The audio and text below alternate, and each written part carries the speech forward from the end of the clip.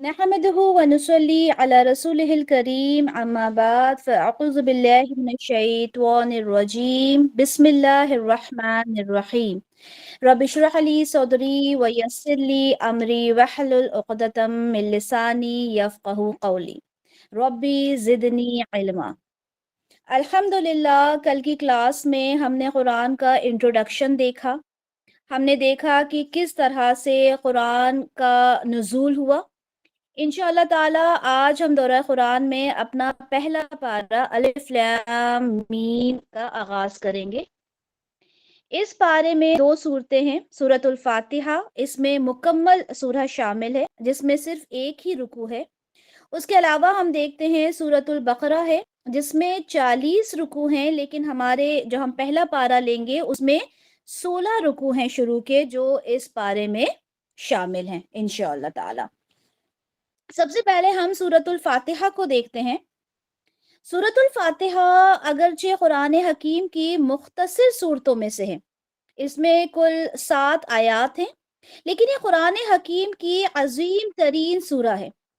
इस सूरह मुबारका को उम्मुल कुरान कहा गया, असासुल कुरान कहा गया, यानी ये पूरे कुरान के लिए जड़ है, बुनियाद है, असास की हैसियत रखती है। अच्छा, इसे फातिहा क्यों कहा जाता है? क्योंकि अगर हम देखें फतह यफ्तहू के मानी होते हैं खोलना, और क्योंकि जो कुरान है वो कुरान के जो बिल्कुल शुरू में ये सूरा है, इसलिए इसको सूरतुल फातिहा विच मीन्स द ओपनिंग सूरा ऑफ द कुरान कहा गया। इसका एक नाम अल काफिया है, यानी ये किफ़ायत करने वाली है। इसका नाम एक अशाफिया है, यानी शिफा देने वाली है। और एक बात यहाँ इम्पोर्टेंट आप लोगों ने नोट डाउन कर लेनी है, वो ये है कि ये पहली ऐसी सूरा है जो मुकम्मल आप सल्लल्लाहु अलैहि वसल्लम पर नाजिल हुई। इससे पहले जो आयात नाजिल हुई वो मुतफर्रिक आयात थी, लेकिन एक कंप्लीट सूरा जो आप सल्लल्लाहु अलैहि वसल्लम पर नाजिल हुई वो यही सूरा है, सूरतुल फातिहा।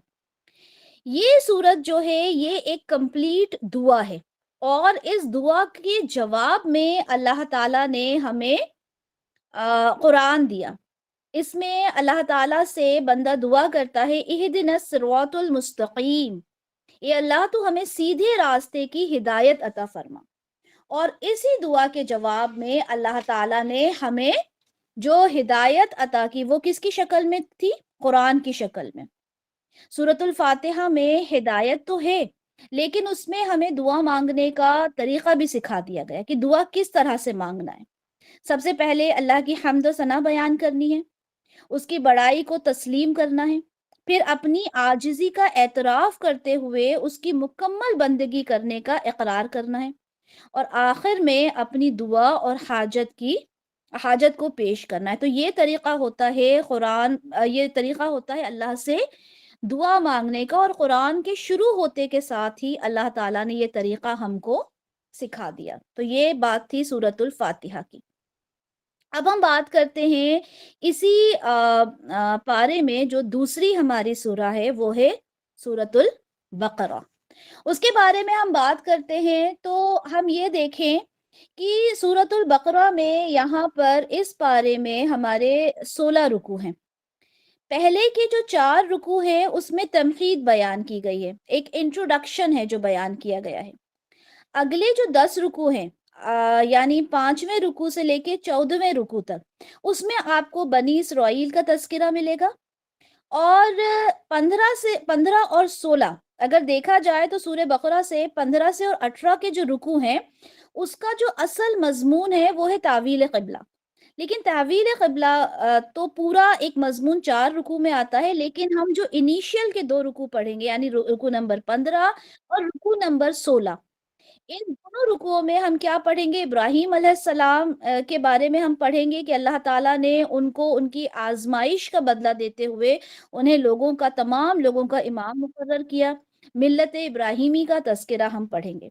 तो ये इसका बाइफिकेशन है जो हम इंशाअल्लाह आज पढ़ेंगे। चले हम शुरू करते हैं।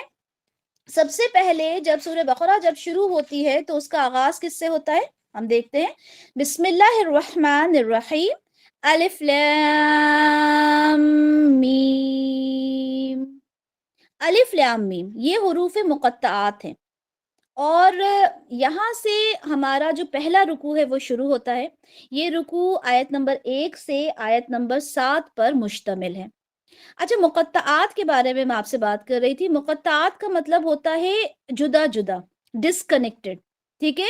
تو حروف مقطعات کی بات کریں تو اس کا مطلب ہوتا ہے ڈسکنیکٹڈ لیٹرز، اور ان کا کیا میننگ ہے، اور یہ کس لیے اللہ تعالیٰ نے، کیا ریزن تھا کہ یہ قرآن کا حصہ ہیں، یہ نازل ہوئے اور وحی کے تھرو یہ آئے، اور قرآن میں ایک ان کی یہ ایک آیت کے فارم میں ہے۔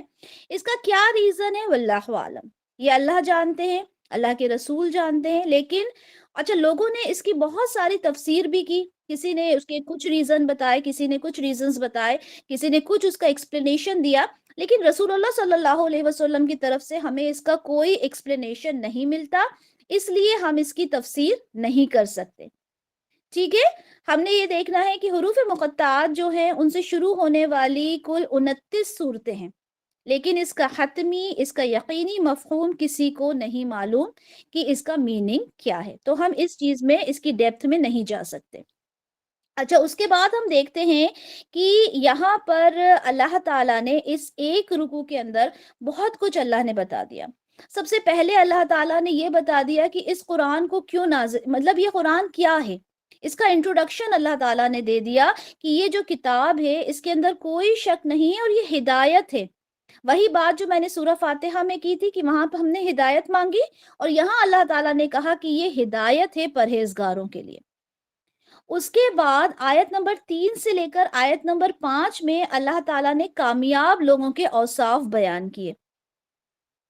اللہ تعالیٰ نے بتا دیا کہ کامیاب لوگ کون ہوتے ہیں، ٹھیک ہے؟ کامیاب لوگوں کی نشانیاں کیا ہوتی ہیں؟ دیکھیں، آپ کے فنگر ٹپس پر ہونا چاہیے کہ کامیاب کون ہوتا ہے۔ جو لوگ غیب پر ایمان لاتے ہیں، نمبر 1، جو لوگ نماز قائم کرتے ہیں، نمبر 2، جو لوگ اللہ کے راستے میں خرچ کرتے ہیں، نمبر 3، جو لوگ ایمان لاتے ہیں قرآن پر اور ہر آسمانی کتاب پر، نمبر 4، اور نمبر 5ویں کیا چیز ہے، جو آخرت پر یقین رکھتے ہیں۔ یعنی جس انسان کے اندر یہ 5 کیریکٹرسٹکس پائی جاتی ہیں، ہر وہ انسان کامیاب ہے۔ اس کے بعد اللہ تعالیٰ نے اسی رکوع میں یہ بھی بتا دیا کہ ناکام کون ہے۔ پہلے کامیاب بتایا، پھر ناکام بتایا۔ ناکام کون ہے؟ ناکام وہ لوگ ہیں جو اللہ کے کلام کو، اللہ کے احکام کو، اللہ کی بات کو ماننے سے انکار کرتے ہیں، ان باتوں کو تسلیم کرنے سے انکار کرتے ہیں۔ ان کے لیے کیا ہے؟ ان کے لیے ناکامی ہے، وہ لوگ خسارہ اٹھانے والے ہیں۔ اللہ نے ان کے کانوں پر اور ان کے دلوں پر مہر کر دی ہے۔ تو یہ ساری باتیں ہم نے پہلے رکوع میں دیکھی۔ اچھا، اب جب رکوع نمبر دوسرا شروع ہوا تو رکوع نمبر 2 کے اندر آیت نمبر 8 سے لے کر آیت نمبر 20 پر وہ مشتمل ہے۔ یہاں پر منافقانہ کردار کی وضاحت کی گئی ہے۔ اچھا، منافق کون ہوتا ہے؟ اور اللہ تعالیٰ نے 13 آیات میں، یعنی پورا ایک رکوع صرف منافق کی وضاحت کی ہے۔ منافق ہوتا کون ہے؟ منافق وہ ہوتا ہے جو حق کو قبول تو کر لیتا ہے، لیکن جب اس کے تقاضے کے مطابق عمل کرنے کا جب وقت ہوتا ہے تو کیا کرتا ہے؟ وہ اپنی جان کی، اپنی مال کی قربانی دینے کو تیار نہیں ہوتا۔ یعنی وہ سامنے کچھ اور ہوتا ہے، پیٹھ پیچھے کچھ اور ہوتا ہے۔ اچھا، دیکھیں منافق کے بارے میں رسول اللہ صلی اللہ علیہ وسلم نے کیا فرمایا کہ وہ جب بات کرتا ہے تو جھوٹ بولتا ہے، وعدہ خلافی کرتا ہے، عہد کو پورا نہیں کرتا، امانت میں خیانت کرتا ہے، کوئی بات جھگڑا ہو جائے تو گالیاں دینے پر اتر آتا ہے۔ یہ ایک منافق کی نشانیاں ہوتی ہیں۔ اگر آپ چاہیں تو آپ ریفر کر سکتے ہیں صحیح بخاری کی حدیث نمبر 33 اور حدیث نمبر 34، ٹھیک ہے؟ اسی رکوع میں پھر اللہ تعالیٰ نے منافق کے بارے میں مثالوں کے تھرو بتایا۔ اللہ تعالیٰ نے آیت نمبر 17 سے لے کے آیت نمبر 20 میں مثال کے ذریعے بتایا کہ منافق کون ہوتا ہے، کس طرح سے وہ اپنی زندگی کو گزارتا ہے، ٹھیک ہے؟ تو یہاں پر اس رکوع میں ہم نے کیا دیکھا؟ اس رکوع میں ہم نے یہ دیکھا کہ منافق کون ہوتا ہے، منافق وہ ہوتا ہے جو سامنے کچھ اور ہوتا ہے اور پیٹھ پیچھے کچھ اور ہوتا ہے. ڈبل فیسڈ انسان جس کو ہم کہتے ہیں وہ منافق ہوتا ہے. اور یہ بہت ایک، دیکھیے ایک تو مسلمان ہے، ٹھیک ہے، ایک تو مسلمان ہوتا ہے اور ایک کافر ہوتا ہے، لیکن منافق اس کے بیچ میں جھولتا رہتا ہے، نہ وہ ادھر کا ہوتا اور نہ ہی وہ ادھر کا ہوتا. تو یہ پورا جو رکو نمبر 2 ہے یہ منافق کے بارے میں ہے. ہم چلتے ہیں رکو نمبر 3 کی طرف. رکو نمبر 3 آیت نمبر 21 سے لے کر آیت نمبر 29 تک ہے، یعنی 21 to 29. اس میں قرآن کریم کی عظمت اور دعوت کا بیان ہے. تو دیکھیں تمام انسانوں کو زندگی کے ہر گوشے میں اللہ کی مکمل اطاعت کی دعوت دی گئی ہے. قرآن حکیم کو اللہ کا بے نظیر کلام قرار دیا گیا، اور اس حقیقت کا انکار کرنے والوں کو اس جیسے کلام کی محض ایک سورہ مقابلے میں لانے کا چیلنج کیا گیا. ہم نے کل جب انٹروڈکشن پڑھا تھا ہم نے یہ دیکھا تھا کہ اللہ تعالیٰ نے چیلنج کیا ہے لوگوں کو، ٹھیک ہے، منافق کو، مشرک کو یہ چیلنج کیا تھا کہ اگر تم کو یہ لگتا ہے کہ تم مطلب اس کو اگر یہ کہتے ہو کہ یہ جو کلام ہے یہ تو انسان کا لکھا ہوا ہے، رسول اللہ صلی اللہ علیہ وسلم نے اس کلام کو خود ہی بنا لیا ہے، تو ٹھیک ہے تم لے کر آؤ، اس کے جیسا کلام لے کر آؤ. اور پھر اللہ تعالیٰ کہتے ہیں کہ سارے لوگوں کو بلا لو اس جیسا کلام بنانے کے لیے. پھر اللہ تعالیٰ کہتے ہیں اگر تم ایسا نہ کر سکو، اور ہرگز ایسا کر ہی نہیں سکتے، یہ کیسے پاسبل ہے کہ اس کلام کے جیسا کلام کوئی انسان بنا سکے. تو اللہ تعالیٰ کہتے ہیں کہ ایسے انسان کے لیے جہنم تیار کر دی گئی ہے. اچھا دیکھیے قرآن کا ایک اصول ہے کہ جیسے ہی جہنم کا تذکرہ آتا ہے انسان ڈر جاتا ہے جہنم سے، تو فوراً اس کے بعد اللہ تعالیٰ جنت کا تذکرہ کرتے ہیں. اسی طرح یہاں بھی یہی ہوا کہ آیت نمبر 25 میں اللہ تعالیٰ نے جہنم کی بات کر کے فوراً جنت کا تذکرہ کیا کہ اللہ تعالیٰ فرماتے ہیں کہ جو ایمان والے ہیں، جو نیک عمل کرتے ہیں، انہیں بشارت دے دیں جنت کی کہ وہ اس میں ہمیشہ رہیں گے. اچھا دیکھیں یہاں پر اس رکوع میں یہ بھی فرمایا گیا کہ اللہ تعالیٰ کے ساتھ جو عہد کیا گیا تھا اس کو مضبوطی سے باندھ لینے کے بعد کیا کرتے ہیں، وہ اس کو توڑ دیتے ہیں. اچھا یہ کس عہد کی بات ہے؟ یہ بات ہے عہد الست کی، جو تمام ارواح نے اللہ تعالیٰ سے یہ عہد کیا تھا کہ اللہ تعالیٰ ہم سب آپ کی عبادت کریں گے اور آپ کے ساتھ کسی کو شریک نہیں کریں گے. یعنی آپ نے، میں نے، آدم علیہ السلام سے لے کر آخری انسان تک آخری انسان نے اللہ سے یہ عہد کیا تھا، لیکن کیا کیا؟ لوگ اس عہد کو توڑ دیتے ہیں. اسی رکوع میں ایک چیز اور اللہ تعالیٰ نے بیان کی ہے، وہ یہ ہے کہ جو مشرکین تھے وہ یہ اعتراض کیا کرتے تھے کہ اللہ تعالیٰ نے اس کلام میں کہیں پر مکڑی کے بارے میں بیان کیا، کہیں مکھی کے بارے میں بیان کیا. تو اللہ تعالیٰ کہتے ہیں کہ اللہ تعالیٰ نہیں شرماتا، اللہ چاہے تو کسی مچھر کے تھرو اپنی مثال دے دیں، یا اس سے بھی کوئی حقیر چیز کی مثال کے تھرو اپنی بات کو سمجھا دیں. ساری چیزیں ظاہر سی باتیں اللہ تعالیٰ کی ہی تو ہے، اللہ تعالیٰ کی مخلوق ہے، اللہ کسی بھی طریقے سے اپنی بات کو سمجھا سکتے ہیں. اچھا اس کے بعد یہاں ہمارا جو رکوع ہے وہ کمپلیٹ ہوتا ہے. اس کے بعد ہم چلتے ہیں رکوع نمبر 4 کی طرف. رکوع نمبر 4 ہمارا آیت نمبر 30 سے لے کر آیت نمبر 39 تک مشتمل ہے، یعنی 30 to 39. اس میں قرآن حکیم کا فلسفہ بیان کیا گیا ہے، ٹھیک ہے. یہاں پہ فلسفہ کا موضوع کیا ہے؟ کائنات ہے، خالق ہے، انسان کے بارے میں سوالات کا جواب دیا گیا. اس رکوع میں یہ بتایا گیا کہ کائنات جو ہے وہ اللہ تعالیٰ نے بنائی، انسان کو بھی اللہ نے بنایا، اور اس کائنات میں خلافت کا منصب انسان کو عطا کر دیا. یہاں پہ بہت امپورٹنٹ بات سمجھنے والی یہ ہے کہ خلیفہ اللہ تعالیٰ نے انسان کو بنایا. خلیفہ ہوتا ہے مالک کا ریپرزنٹیٹیو، نائب کو کہتے ہیں خلیفہ. یعنی انسان اگر اپنے آپ کو مالک سمجھنے لگے، اپنے آپ کو حاکم سمجھنے لگے، تو یہ اس کی غلطی ہے، بلکہ وہ ایک ریپرزنٹیٹیو ہوتا ہے. خلیفہ مالک کبھی بھی نہیں ہوتا، بلکہ ہاں اس کو کچھ اختیارات دیے جاتے ہیں، جس طرح سے اللہ تعالیٰ نے اختیار دیا انسان کو کہ وہ اپنا بھلا برا سمجھے، رائٹ اور جو لیفٹ ہے وہ جو رائٹ اور رانگ ہے، سوری، جو رائٹ اور رانگ ہے اس چیز کو سمجھ سکے کہ کیا میرے لیے صحیح ہے اور کیا میرے لیے غلط ہے۔ اب جب اللہ تعالیٰ نے جب آدم علیہ السلام کو بنانے کے بارے میں، انسان کو بنانے کے بارے میں جب بات کی، تو فرشتوں نے کیا کہا کہ اللہ تعالیٰ آپ زمین پر ایسے کسی کو مقرر کرنا چاہتے ہیں جو زمین میں فساد مچائے گا، خون ریزی کرے گا۔ اب یہاں پر یہ سوچیں کہ اللہ تعالیٰ نے ایسا کیوں کہا؟ اللہ تعالیٰ نے جب بنانے کے لیے کہا کہ میں خلیفہ بناؤں گا، تو فرشتوں نے ایسا کیوں کہا کہ آپ ایسا کسی کو بنانا چاہتے ہیں جو خون ریزی کرے؟ اچھا دیکھیں، کیونکہ اس دنیا پر پہلے جنات رہتے تھے اور انہوں نے بہت زیادہ فساد کیا تھا، ٹھیک ہے، اور جس وجہ سے فرشتوں کو ان کو یہ احساس ہوا کہ اب جب انسان اس دنیا میں جائے گا تو وہ بھی یہی کام کرے گا۔ اچھا ایک بات اور یہ کہ خلیفہ جب بنایا جا رہا ہے تو خلیفہ کو کچھ اختیارات دیے جاتے ہیں، اور وہ صحیح کا بھی فیصلہ کر سکتا ہے، غلط کا بھی فیصلہ خود کر سکتا ہے، اس کو دونوں اختیارات ہیں۔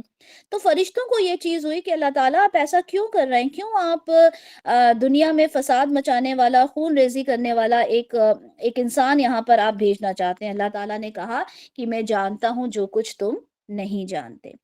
اچھا اسی رکوع میں آگے فرمایا گیا کہ تسخیر کائنات کے لیے آدم علیہ السلام کو اللہ تعالیٰ نے علم کی دولت سے سرفراز کر دیا، اور اس کے بعد تمام فرشتوں کو اور ابلیس کو کیا کہا کہ آپ نے سب نے مل کر آدم علیہ السلام کو سجدہ کرنا ہے۔ اچھا یہ سجدہ کرنے والی بات جو ہے قرآن میں 7 دفعہ بیان کی گئی ہے۔ پہلی دفعہ مصحف میں یہ بات ذکر ہو رہی ہے کہ شیطان سے سجدہ کرنے کے لیے کہا گیا اور اس نے انکار کیا، ابا واستکبر وکان من الکافرین، اس نے تکبر کیا اور وہ کافروں میں سے ہو گیا۔ اب جب کافروں میں سے ہو گیا اور اس نے انکار کر دیا، اس کے بعد اب اس نے یہ سوچا کہ مجھے کسی طرح سے آدم علیہ السلام کو بھی وہاں سے، جنت میں سے نکال دینا ہے، ٹھیک ہے۔ اب اللہ تعالیٰ نے کیا کیا؟ اللہ تعالیٰ نے آدم علیہ السلام کو اور ان کی بیوی کو دونوں سے کہا کہ آپ نے جنت میں جا کے رہنا ہے، جس طرح سے چاہیں آپ رہیں بافراغت ہو کر، لیکن ایک درخت کی طرف اشارہ کر کے یہ کہہ دیا کہ دیکھیں وہ درخت ہے، اس کی طرف آپ نے نہیں جانا، ٹھیک ہے، اگر آپ وہاں گئے تو ظالموں میں شمار ہو جائیں گے۔ لیکن شیطان انسان کا کھلا دشمن ہے، اس نے ان دونوں کو ورغلا دیا، ٹھیک ہے، شیطان نے ان دونوں کو، یعنی آدم علیہ السلام اور بی بی حوا کو، اور انہوں نے کیا کیا؟ اس پھل کو چکھ لیا، اور اللہ تعالیٰ کی ناراضگی ان کو ملی، اور اللہ تعالیٰ نے کہا کہ اب تم دونوں یہاں سے اتر جاؤ، اور تم لوگ ایک دوسرے کے دشمن ہوگے، اور اب تمہیں دنیا میں رہنا ہے ایک خاص وقت تک کے لیے۔ اللہ تعالیٰ نے آدم علیہ السلام کو آگاہ کر دیا کہ دنیا میں ابلیس اور ان کی نسل کو اللہ کی نافرمانی کی طرف راغب کرے گا، اس کے شر سے کے مقابلے کے لیے اللہ ہدایت نازل فرماتا رہے گا، ٹھیک ہے، اور جو ہدایت پر عمل کریں گے وہ کامیاب ہوں گے، اور جو لوگ اس سے رخ پھیر لیں گے وہ عذاب کا شکار ہوں گے۔ تو یہ ساری چیزیں اللہ تعالیٰ نے بتا دی، لیکن اللہ تعالیٰ کی نافرمانی کی آدم علیہ السلام نے، اور انہیں اس دنیا میں بھیج دیا گیا۔ اس کے بعد اللہ تعالیٰ سے آدم علیہ السلام نے توبہ کی، اور توبہ کے الفاظ بھی اللہ تعالیٰ نے انہیں سکھا دیے تھے۔ اللہ سے توبہ کی، اللہ تعالیٰ نے انہیں معاف فرما دیا۔ تو یہ ساری جو تخلیق ہے کائنات کے بارے میں ہے، یہ ہم نے رکوع نمبر 4 میں دیکھا، ٹھیک ہے۔ اب اس کے بعد ہم چلتے ہیں رکوع نمبر 5 کی طرف۔ رکوع نمبر 5 میں کیا ہے؟ رکوع نمبر 5 آیت نمبر 40 سے آیت نمبر 46 پر مشتمل ہے۔ یہاں پر سمجھنے والی ایک بات ہے کہ رکوع نمبر 5 سے رکوع نمبر 14، یعنی کنٹینیوس یہ 10 رکوع ہیں جس میں بنی اسرائیل کا تذکرہ آپ کو ملے گا، ٹھیک ہے۔ اب بنی اسرائیل کون ہیں ان کو تھوڑا سا ہم دیکھ لیتے ہیں کہ بنی اسرائیل جو ہے وہ یعقوب علیہ السلام کا لقب ہے، ٹھیک ہے۔ اسرائیل کا مطلب ہوتا ہے عبداللہ، یعنی اللہ کا بندہ، اور یعقوب علیہ السلام کو یہ لقب دیا گیا تھا۔ تو ان کی جو اولادیں تھیں وہ ساری کیا کہلاتی ہیں؟ بنی اسرائیل کہلاتی ہیں، ٹھیک ہے۔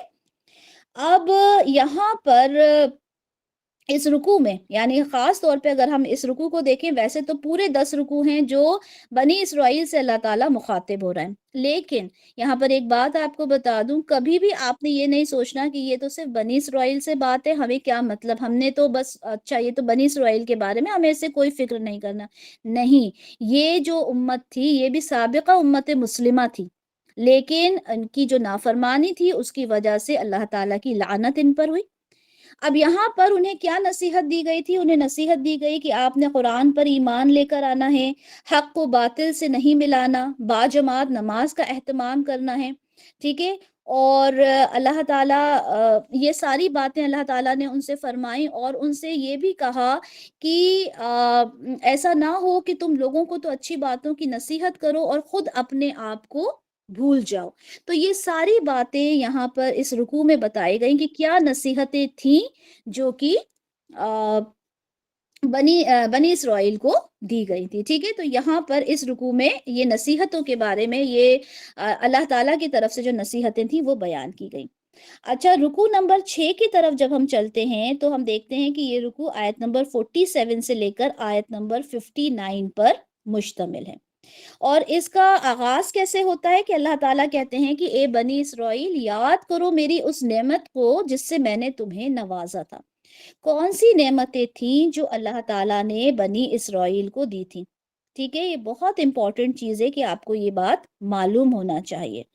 دیکھیں، سب سے پہلے تو سب سے بڑی نعمت تو یہ تھی کہ اللہ تعالیٰ نے انہیں تمام قوموں پر فضیلت عطا کی تھی، ٹھیک ہے؟ تمام قوموں پر انہیں فضیلت عطا کی تھی، یہ سب سے بڑی نعمت تھی اللہ تعالیٰ کی بنی اسرائیل پر۔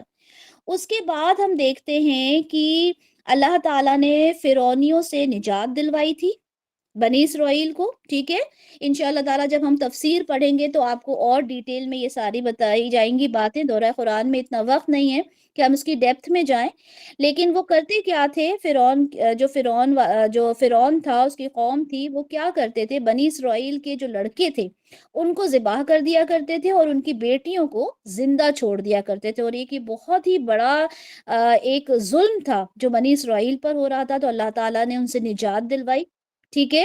اور اس کے بعد کیا ہوا کہ کس طرح سے نجات دلوائی کہ اللہ تعالیٰ نے حکم دیا موسیٰ علیہ السلام کو کہ آپ نے تمام بنی اسرائیل کو لے کر وہاں سے سمندر سے آپ نے وہاں سے نکل جانا ہے، سمندر کے تھرو، ٹھیک ہے؟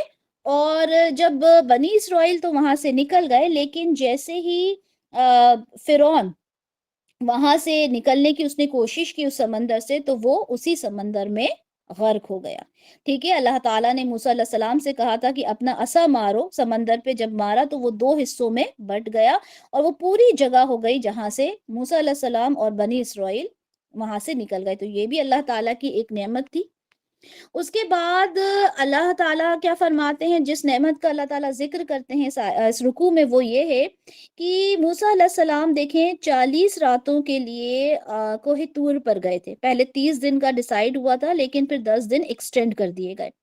اب جب وہاں گئے ان کو تورات عطا کی گئی۔ اب 40 دن کے بعد جب موسیٰ علیہ السلام واپس آئے تو کیا ہوا کہ اس دوران بنی اسرائیل نے جو جو گائے ہوتی ہے، گائے کا جو بچڑا ہوتا ہے، اس کو کیا کیا؟ انہوں نے اپنا معبود بنا لیا اور اس کی عبادت کرنا شروع کر دی، یعنی یہ ایک نافرمانی، ایک بہت ہی ناشکری تھی بنی اسرائیل کی کہ فرعون سے نجات کے باوجود انہوں نے یہ کام کیا۔ اب جب موسیٰ علیہ السلام آئے وہ بہت غصہ ہوئے، انہوں نے خیر اس بچڑے کو تو جلا دیا، لیکن اب جو شرک میں یہ لوگ ملوث ہوئے تھے اس کے لیے اب معافی مانگنا تھی اللہ تعالیٰ سے، تو اللہ تعالیٰ نے کیا کہا کہ آپ نے اپنے ہی رشتہ داروں کو اپنے قبیلے میں سے قتل کرنا ہے۔ اچھا دیکھیں، جو انسان مرتد ہو جاتا ہے وہ ویسے بھی کیا ہوتا ہے؟ وہ واجب القتل ہوتا ہے، ٹھیک ہے؟ تو یہ ان کو سزا دی گئی کہ آپ نے اپنے اپنوں میں سے اپنوں کو قتل کرنا ہے۔ اس کے بعد ان کی توبہ قبول ہو گئی، ٹھیک ہے؟ اب یہ اللہ تعالیٰ کی ایک یہاں پر نعمت بیان کی گئی۔ اس کے بعد موسیٰ علیہ السلام نے جب تورات کے بارے میں انہیں بتایا کہ میں تورات لے کر آیا ہوں، اس میں احکام ہیں، پھر ان کے آپ دیکھیں ناشکری کہ انہوں نے اس کو تسلیم کرنے سے انکار کر دیا۔ بنی اسرائیل نے کہا کہ جب تک ہم اللہ سے ہم کلام نہ ہو جائیں، ہم اس کو خود نہ دیکھ لیں، ہم اس وقت تک اس کلام کی اس کتاب کی تصدیق نہیں کریں گے۔ اب موسیٰ علیہ السلام نے اللہ سے دعا کی کہ اللہ تعالیٰ اب میں کیا کروں آپ بتائیں۔ تو اللہ تعالیٰ نے ان سے کیا کہا کہ آپ اپنے جو آپ کے قبیلے کے 70 نمائندے ہیں، ٹھیک ہے، 70 ریپرزنٹیٹیوز کو، 70 خاص لوگوں کو، 70 لوگوں کو آپ لے کر کوہ طور پر آ جائیں۔ موسیٰ علیہ السلام جب کوہ طور پر ان کو لے کر گئے تو ایک زوردار آسمانی دھماکہ ہوا جس سے سارے لوگ جو تھے وہ 70 کے 70 مر گئے۔ موسیٰ علیہ السلام گھبرا گئے کہ یہ تو بہت جو خاص لوگ تھے قوم کے، میں انہیں لے کر آیا اور یہ سب کے سب یہاں پر یہ تو اس دھماکے سے مر گئے۔ بڑے حیران پریشان ہوئے، انہوں نے اللہ تعالیٰ سے دعا کی اور اللہ تعالیٰ نے انہیں دوبارہ زندہ کر دیا۔ تو اگر دیکھا جائے تو یہ بھی ایک اللہ تعالیٰ کی نعمت تھی کہ مارنے کے بعد اللہ تعالیٰ نے انہیں دوبارہ زندہ کیا۔ اچھا، ایک اور بات جو پھر یہاں پر بتائی گئی ہے وہ یہ ہے کہ جب موسیٰ علیہ السلام یہاں سے جب مصر سے نکلے اور سینائی پیننسولا پہنچے تو وہاں پر انہیں جانا تھا فلسطین، لیکن فلسطین میں آلریڈی ایک بہت طاقتور قوم تھی جو وہاں پر تھی، اور اللہ تعالیٰ نے حکم دیا کہ آپ نے فلسطین پر حملہ آور ہونا ہے اور یہ تمہارے ہاتھ، تم فتح بھی حاصل کرو گے، یہ بھی بتا دیا۔ لیکن بنی اسرائیل نے اس بات کے لیے انکار کر دیا کہ تم اور تمہارے اللہ لڑو، ہم تو ہم نہیں لڑ سکتے۔ تو یہ پھر ان کی ایک ناشکری یہاں پر بیان کی گئی، ٹھیک ہے۔ اچھا، بہت ڈیٹیل میں یہ مکی صورتوں میں آئے گا، یہاں پر ایک سمرائزڈ وے میں یہاں پر اللہ تعالیٰ نے یہ ساری ان کو یاد کروایا ہے کہ یاد کرو تم نے کیا کیا کیا تھا، ٹھیک ہے۔ پھر اس کے بعد اب انہوں نے انکار کر دیا فلسطین میں انٹر ہونے سے، حملہ کرنے سے، تو وہ 40 سال تک جو جو یہ جو سینائی پیننسولا ہے وہاں کا جو ریگستان ہے اس میں 40 سال تک یہ لوگ مقید رہے۔ اچھا، اب وہاں پر کوئی سایہ نہیں تھا، دھوپ بہت تیز تھی، تو اب یہاں پر پھر اللہ کا ایک اور کرم ہوا، ایک اور نعمت ہم دیکھتے ہیں۔ کیا ہوا کہ اللہ تعالیٰ سے موسیٰ علیہ السلام نے دعا کی، بنی اسرائیل نے کہا کہ ہمیں سایہ چاہیے، تو اللہ تعالیٰ نے ایک بادل ان کے اوپر سایہ کر دیا، جہاں بھی وہ لوگ جاتے وہ بادل ان کے ساتھ ہوتا۔ سبحان اللہ، یہ اللہ تعالیٰ کی نعمت تھی بنی اسرائیل پر۔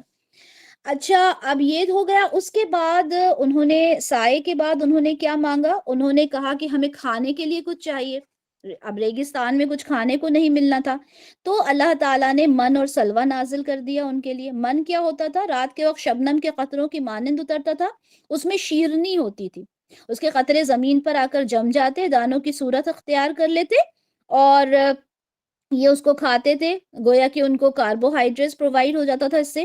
اور سلوا کیا ہوتا تھا؟ ایک بٹیر کی طرح کا ایک پرندہ ہوتا تھا، شام کے وقت یہ جھنڈ کے جھنڈ آتے تھے، بنی اسرائیل کو کوئی ہنٹنگ وغیرہ نہیں کرنا پڑتی تھی، یہ ان پرندوں کو لیتے تھے، بھون کر انہیں کھا لیا کرتے تھے۔ تو یعنی کہ پروٹینز، کاربوہائیڈریٹس، ہر چیز ان کو پرووائڈ ہوتی تھی، یہ ہر طرح کی غذا جو تھی ان کو فراہم کر دی گئی تھی۔ اب کیا ہوا کہ 40 سال تک یہ لوگ بھٹکتے رہے، ٹھیک ہے، 40 سال تک وہاں بھٹکتے رہے۔ اسی دوران موسیٰ علیہ السلام، ہارون علیہ السلام کا انتقال ہو گیا، اور پھر اس کے بعد ایک نئی نسل آئی اور اس نسل نے فلسطین کو فتح کر لیا، ٹھیک ہے۔ اب جب فلسطین فتح ہو گیا تو اللہ تعالیٰ نے کہا کہ جب تم فلسطین کے اندر انٹر ہو تو تم کو سجدہ کرتے ہوئے، یعنی تکبر سے نہیں، عاجزی کے ساتھ فلسطین کے اندر انٹر ہونا ہے، اور تم نے کیا کہتے ہوئے جانا ہے؟ حتتن کہتے ہوئے جانا ہے، جس کا مطلب ہوتا ہے مغفرت، یعنی مغفرت مانگتے ہوئے تم نے جانا ہے۔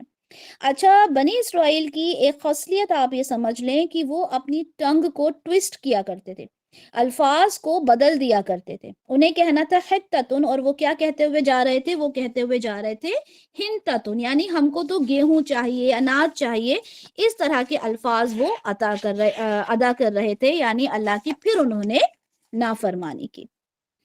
اس کے بعد یہاں پر یہ ساری اللہ تعالیٰ نے نعمتیں بھی گنوا دیں، اور ان کی جو ناشکری تھی وہ بھی اللہ تعالیٰ نے بتا دی کہ کس طرح کے وہ ناشکرے لوگ تھے، ٹھیک ہے۔ تو اس رکوع میں ہم نے ان کی نافرمانی اور اللہ تعالیٰ کی نعمتوں کو ہم نے دیکھا۔ نیکسٹ ہم رکوع دیکھتے ہیں، رکوع نمبر 7، جو کہ 2 آیات پر مشتمل ہے، آیت نمبر 60 اور آیت نمبر 61، 60 and 61۔ یہاں پر اب دیکھیں ہم نے پچھلے رکوع میں یہ دیکھا کہ ان کو کھانے کی چیزیں ہے نا، صرف کھانے کی چیزیں مہیا ہو گئی تھیں، اب پانی بھی تو چاہیے تھا، سایہ بھی تھا، کھانا بھی تھا، اب پانی چاہیے تھا۔ اب انہوں نے پانی کے لیے فریاد کی کہ ہمیں موسیٰ علیہ السلام سے کہا، اے موسیٰ ہمیں پانی تو عطا کریں، ہمیں پانی چاہیے۔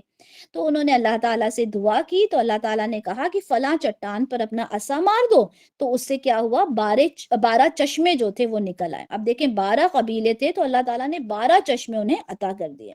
12 چشمے تھے، 12 چشمے سے سارے قبیلے والوں نے اپنی جگہ جو تھی وہ دیکھ لی، اور وہاں سے انہیں پانی بھی مل گیا، یعنی کھانا بھی مل گیا، سایہ بھی مل گیا، پانی بھی مل گیا۔ اب چاہیے تو یہ تھا کہ یہ اللہ تعالیٰ کا شکر ادا کریں، ٹھیک ہے، لیکن اس کے باوجود کیا ہوا، اس کے باوجود بھی انہوں نے اللہ کا شکر ادا نہیں کیا، اور اللہ سے کہا، موسیٰ علیہ السلام سے کہا کہ ہم ان ساری چیزوں پر صبر نہیں کر سکتے، ایک ہی ایک کھانے پر، ہم کو تو ہمیں ترکاری، کھیرا، ککڑی، گیہوں، لہسن، یہ ساری چیزیں کھانے کو چاہیے۔ موسیٰ علیہ السلام نے کہا تم ادنا سی چیز چاہتے ہو اعلیٰ چیز کو چھوڑ کر؟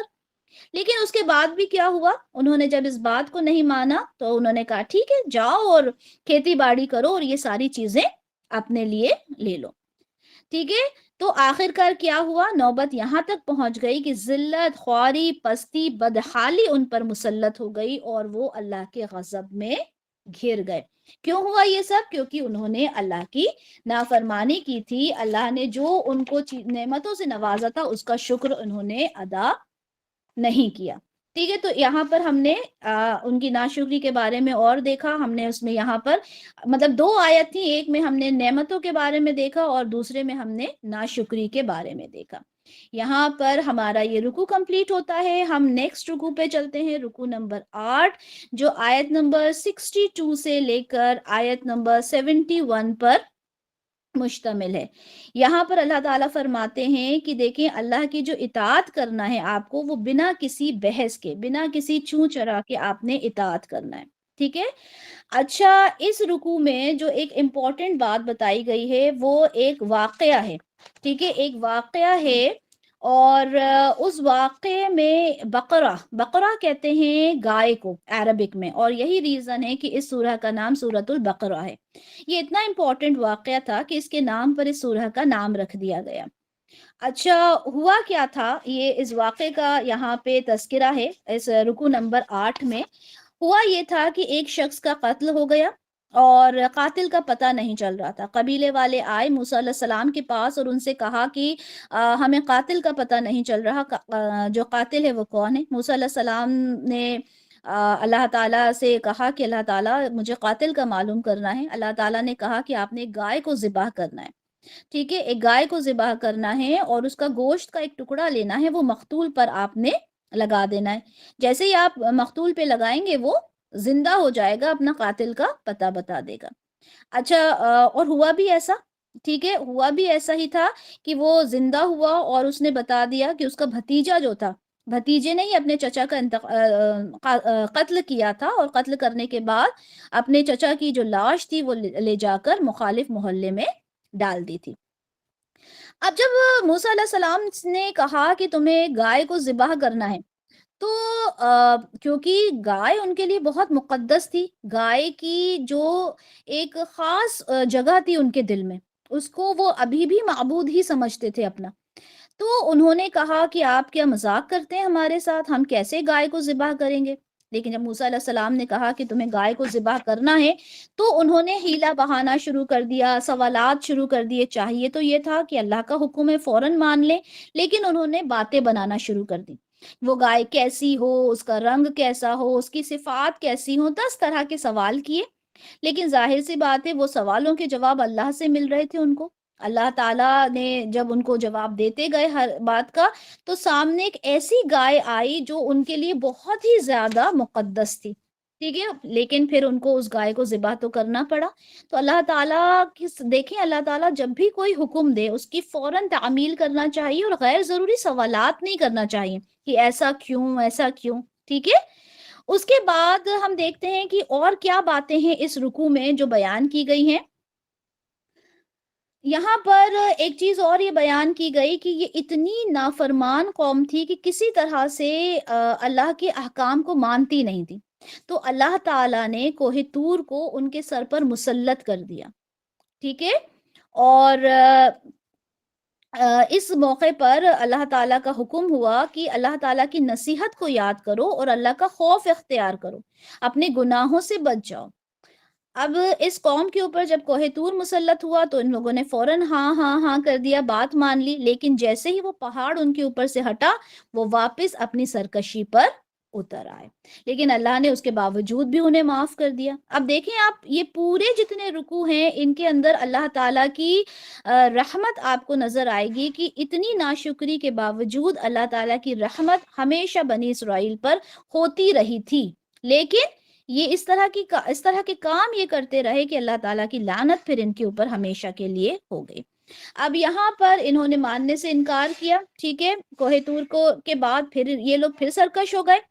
اس کے بعد ایک اور یہاں پہ واقعہ بیان کیا گیا ہے اسی رکوع میں، وہ یہ ہے کہ ایک قوم تھی بنی اسرائیل میں ہی، وہ لوگ کیا کرتے تھے کہ جو یہودیوں کا ایک خاص دن ہوتا ہے عبادت کا، ہفتے کا دن یعنی سیٹرڈے جس کو ہم بولتے ہیں، تو اس دن کوئی کام نہیں کر سکتے تھے، یہ لوگ صرف عبادت کرتے تھے، لیکن انہوں نے اس میں بھی حیلہ بہانہ بنایا۔ اللہ تعالیٰ نے ان سے کہا تھا کہ اس دن مچھلی نہیں پکڑنا، ٹھیک ہے، تو انہوں نے کچھ دوسرے اس کے آلٹرنیٹیوز یوز کیے، لیکن اللہ تعالیٰ کے جو احکام تھے انہیں ان کو نہیں مانا، احکام جو اللہ تعالیٰ کی طرف سے آرڈرز آئے تھے ان کو نہیں مانا۔ اس کی وجہ سے کیا ہوا؟ اس کی وجہ سے یہ ہوا کہ اللہ تعالیٰ نے ان کے چہروں کو مسخ کر کے انہیں بندر بنا دیا، اور کہا جاتا ہے کہ 3 دن کے بعد وہ سب مر بھی گئے تھے۔ تو یہ ساری باتیں ہمیں اس رکوع میں ملتی ہیں، ٹھیک ہے۔ رکوع نمبر 8 میں ہم نے 2 واقعات دیکھے، ایک یہ جو بندر جو قوم کو بنا دیا گیا تھا وہ، اس کے بعد ہم نے وہ دیکھا کہ کس طرح سے جب گائے کو مقتول کے اوپر اس کا ایک ٹکڑا ڈالا گیا، کس طرح سے اس نے اپنی بات کا اپنے قاتل کے بارے میں بتا دیا، ٹھیک ہے۔ اور ہم نے یہ بھی دیکھا کہ کس طرح سے کوہ طور کو ان کے اوپر مسلط کیا گیا تھا۔ اس کے بعد ہم چلتے ہیں رکوع نمبر 9 کی طرف۔ رکوع نمبر 9 آیت نمبر 72 سے لے کر آیت نمبر 82 پر مشتمل ہے، ٹھیک ہے۔ اچھا، اس رکوع میں بنی اسرائیل کی جو عوام تھی ان کے بارے میں ان کو آگاہ کیا جا رہا ہے کہ وہ شریعت کا علم رکھتے ہی نہیں تھے۔ کون؟ بنی اسرائیل جو تھے وہ شریعت کا علم نہیں رکھتے تھے، اور اپنی خواہشات کی پیروی کو ہمیشہ شریعت پر وہ ترجیح دیا کرتے تھے۔ یہاں پر مسلمانوں کو بتایا جا رہا ہے اس رکوع میں کہ تم کیا یہ توقع رکھتے ہو کہ یہ لوگ یعنی جو یہودی ہیں، کیا یہ لوگ تم پر ایمان لے کر آ جائیں گے؟ حالانکہ ایسے لوگ بھی ہیں جو اللہ کا کلام سنتے ہیں، سمجھتے ہیں، لیکن وہ اس میں چینجز کر دیتے ہیں۔ یہ لوگ کیا کرتے تھے؟ یہ جو یہودی علماء ہوتے تھے وہ چینجز کر دیا کرتے تھے تورات میں، اس کو بدل دیا کرتے تھے، ٹھیک ہے۔ اب جب کچھ لوگوں کو جب پتا چلتا تھا کہ یہ اللہ کے رسول ہیں، ٹھیک ہے، علماء کو تو معلوم ہی تھا کہ یہ اللہ کے رسول ہیں، لیکن عام لوگوں کو بھی جب معلوم چلتا اور وہ جا کر ان سے تورات کے بارے میں کچھ بتا دیا کرتے تھے مسلمانوں کو، تو یہودی علماء اس چیز سے بہت زیادہ ناراض ہوا کرتے تھے، ٹھیک ہے۔ تو اللہ تعالیٰ فرماتے ہیں کہ دیکھیں، ہلاکت ہے، بربادی ہے ایسے لوگوں کے لیے جو کتاب اپنے ہاتھ سے لکھتے ہیں اور پھر یہ کہتے ہیں کہ یہ اللہ کی طرف سے ہے۔ پھر اس کے بعد ان کا ایک اور دعویٰ تھا جو اسی رکوع میں ہم کو ملتا ہے، وہ یہ کہتے تھے کہ جہنم کی آگ تو ہمیں چھو ہی نہیں سکتی مگر گنتی کے چند دن۔ تو اللہ تعالیٰ کہتے ہیں کہ کیوں؟ کیا میں نے تم سے کوئی عہد کیا ہے؟ کیا تمہاری کتابوں میں کہیں ایسا لکھا ہے کہ تمہیں جہنم کی آگ صرف چند دن چھوئے گی اور اس کے بعد تم نجات پا جاؤ گے؟ اپنے اس گناہ کی وجہ سے وہ ہمیشہ ہمیشہ جہنم میں رہیں گے، لیکن جو ایمان لائیں گے، نیک عمل کریں گے، وہ جنت والے ہوں گے اور ہمیشہ جنت میں رہیں گے۔ اس کے بعد ہم رکوع نمبر 10 کی طرف چلتے ہیں۔ رکوع نمبر 10 آیت نمبر 83 سے لے کر آیت نمبر 86 پر مشتمل ہے۔ 10ویں رکوع میں بنی اسرائیل سے ایک عہد شریعت لینے کا ذکر ہے۔ انہوں نے شریعت پر عمل کرنے کا عہد لیا تھا، لیکن کیا کیا؟ اس عہد کو توڑ دیا۔ کیا تھا وہ عہد؟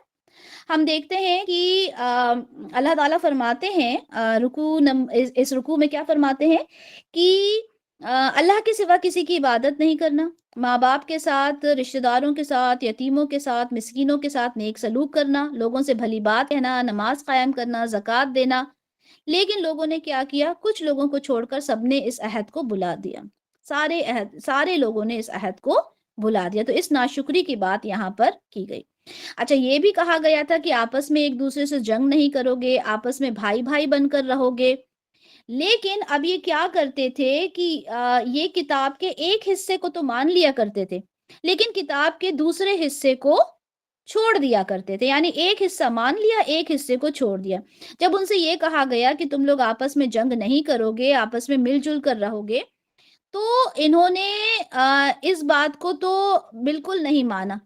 کیا کرتے تھے وہ کہ جو 12 قبیلے تھے ان سے انہوں نے 12 حکومتیں بنا لیں جب فلسطین میں رہنے لگے۔ اب اس کے بعد آپس میں ایک دوسرے سے لڑائی جھگڑا کرتے اور اپنے ہی لوگوں کو وطن سے نکال دیا کرتے۔ جب وطن سے وہ نکل جاتے اور کسی کافر ملک میں جاتے، کفار انہیں غلام بنا لیتے، قیدی بنا لیتے، تو یہ بنی اسرائیل انہیں یہ کہہ کر چھڑا لیا کرتے تھے، فدیہ دے کر چھڑا لیا کرتے تھے کہ نہیں نہیں، اللہ کا حکم ہے اور ہمیں ہمارے بھائیوں کو تو چھڑا لینا ہے۔ مطلب نکالتے بھی خود تھے اور پھر انہیں فدیہ دے کر چھڑا بھی لیتے تھے۔ یعنی اللہ تعالیٰ کا جو مطلب ان کا جو اطاعت کرنے کا طریقہ تھا نا، وہ جزوی اطاعت کا طرز عمل تھا، ایک بات کو مان لیا اور ایک بات کو چھوڑ دیا۔ تو اللہ تعالیٰ کیا فرماتے ہیں کہ کیا تم کتاب کے ایک حصے کو مانتے ہو اور ایک کو نہیں مانتے؟ تو نہیں ہے کوئی سزا اس کی جو یہ حرکت کرے تم میں سے سوائے ذلت اور رسوائی کے، دنیا کی زندگی میں بھی اور قیامت میں بھی۔ قیامت میں بھی ان کے لیے عذاب ہے اور دنیا کی زندگی میں بھی ان کے لیے رسوائی ہے، جو ایک چیز کو تو مان لیتے ہیں اور دوسری چیز کو اٹھا کر پھینک دیتے ہیں۔ اور اگر دیکھا جائے تو یہ باتیں تو بنی اسرائیل کی ہیں، لیکن ہمارے ساتھ بھی اگر ہم دیکھیں تو ہم بھی یہی کرتے ہیں۔ ہمیں جو قرآن میں سمجھ میں آتا ہے ہم اسے ایکسپٹ کر لیتے ہیں، جو ہمیں سمجھ میں نہیں آتا ہم اس چیز کو چھوڑ دیتے ہیں۔ اس کے بعد ہمارا رکوع نمبر 11 ہے، جو آیت نمبر 87 سے آیت نمبر 96 پر مشتمل ہے۔ اس رکوع میں بتایا گیا ہے کہ جو بنی اسرائیل تھے وہ بہت اچھی طرح سے جانتے تھے کہ رسول اللہ صلی اللہ علیہ وسلم اللہ کے رسول ہیں، لیکن حسد کی بنا پر وہ آپ پر ایمان نہیں رکھتے تھے۔ اچھا، اس رکوع کا آغاز کیسے ہوا ہے کہ ہم نے موسیٰ علیہ السلام کو کتاب دی، اس کے بعد ہم نے رسول بھیجے، پھر ہم نے عیسیٰ ابن مریم کو روشن نشانیاں دے کر بھیجا۔ اللہ تعالیٰ کہتے ہیں کہ ہم نے اتنے سارے رسول ہم نے صرف بنی اسرائیل میں سے ہی بھیجے، تو تم کیا کرتے ہو؟ جب کوئی رسول تمہاری خواہشات نفس کے خلاف کوئی چیز لے کر آتا تو تمہیں وہ چیز پسند نہیں آتی، یعنی کوئی چیز تمہارے حق میں ہو تو تم اسے ایکسپٹ کرتے ہو، تمہارے خلاف ہوتی ہے تو تم اسے مانتے نہیں ہو۔ ٹھیک ہے، کسی کو تم نے جھٹلا دیا، کسی کے ساتھ تم نے سرکشی سے مقابلہ کیا، کسی کو تم نے قتل کر دیا، اللہ تعالیٰ کہتے ہیں کہ ان پر لعنت ہے اللہ کی طرف سے۔ کس پر؟ بنی اسرائیل کی طرف۔ اچھا دیکھیں، ابراہیم علیہ السلام کی جو دو شاخ ہیں، بنی اسماعیل اور بنی اسرائیل۔ اگر ہم بات کریں بنی اسرائیل، تو بنی اسرائیل رسول اللہ صلی اللہ علیہ وسلم کے آنے سے پہلے ان کو معلوم تھا، تورات کے اندر یہ پیشن گوئی تھی کہ آخری نبی آنے والے ہیں۔ وہ اللہ تعالیٰ سے دعائیں کیا کرتے تھے کہ اللہ تعالیٰ آخری نبی کو بھیجیں، آخری کتاب کو بھیجیں جو ہمارے ساتھ مل کر یہ جو کفار ہیں ان سے وہ لڑیں۔ ٹھیک ہے، مدینہ میں کیا ہوتا تھا؟ مدینہ میں جو یہودیوں کے قبائل تھے وہ جو وہاں کے جو مدینہ میں جو قبائل تھے ان کے ساتھ جب ان کی لڑائی ہوتی تھی تو یہودی اس طرح سے دعائیں کیا کرتے تھے اللہ تعالیٰ سے اور کہا کرتے تھے کہ دیکھو ابھی ہمارے آخری نبی آنے والے ہیں اور آخری نبی آئیں گے نا تو ہم ان کے ساتھ تمہیں شکست دیں گے، ہماری فتح ہو جائے گی۔ تو وہ بہت اچھے طریقے سے جانتے تھے، بلکہ ان کا ہر طریقے سے جب وہ آئے تو علماء نے تو پہچان بھی لیا تھا کہ یہی آخری نبی ہیں۔ لیکن ہوا کیا کہ اللہ کی رحمت یہ ہوئی کہ بنی اسرائیل کی جگہ بنی اسماعیل میں آخری نبی کی بعثت ہو گئی۔ اب انہوں نے کہا یہ کیسے پاسبل ہو گیا؟ نبی تو صرف ہماری شاخ میں آتے ہیں، یہاں تو آتے ہی نہیں ہیں۔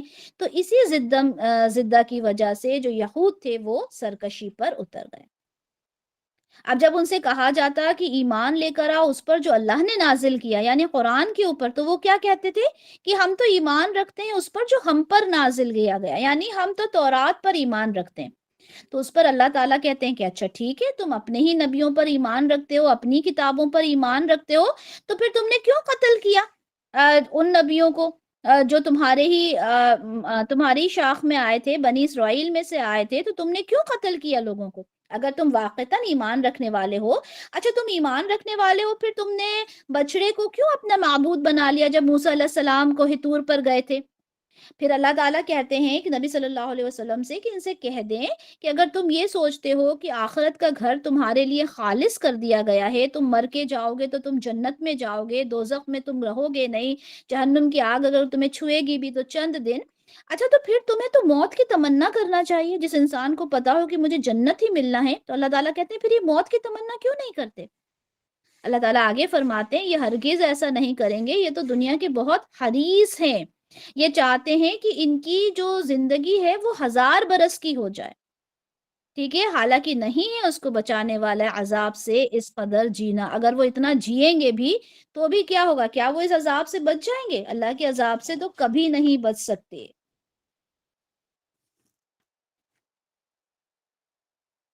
اس کے بعد ہم چلتے ہیں رکوع نمبر 12 کی طرف، جو کہ آیت نمبر 97 سے آیت نمبر 103 پر مشتمل ہے، ٹھیک ہے۔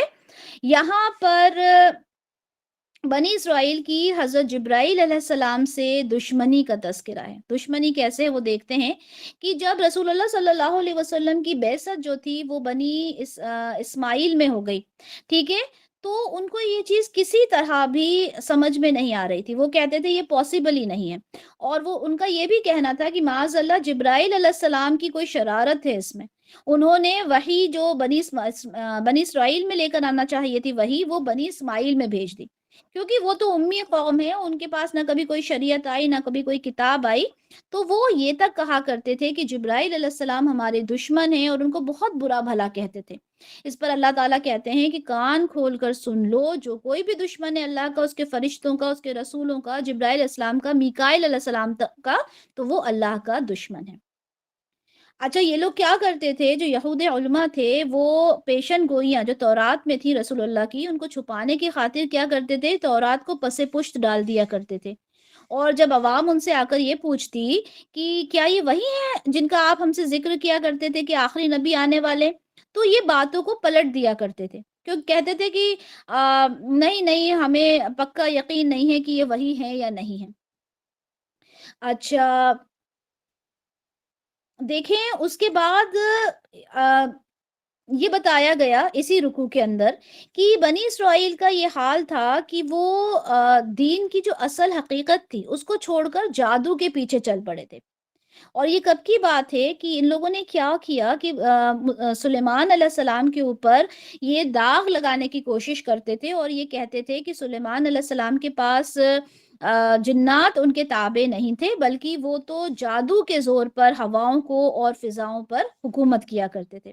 اچھا سلیمان علیہ السلام کے بارے میں آپ سب کو معلوم ہونا چاہیے کہ سلیمان علیہ السلام کے تابع میں جنات تھے، اور ان کے تھرو وہ ہر کام کروا سکتے تھے جنات کے تھرو، ٹھیک ہے۔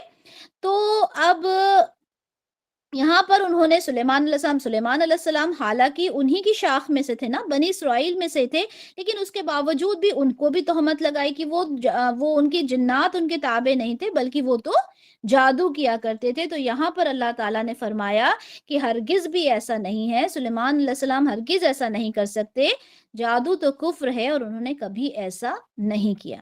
اچھا اس زمانے میں کیا ہوتا تھا کہ جنات جو تھے وہ انسانوں کو جادو وغیرہ سکھایا کرتے تھے، اور یہ بہت فارم میں تھا، ہم کوئی چیز کہتے ہیں نا بہت فارم میں تھا، تو جادو جو تھا اس وقت بہت زیادہ فارم میں تھا۔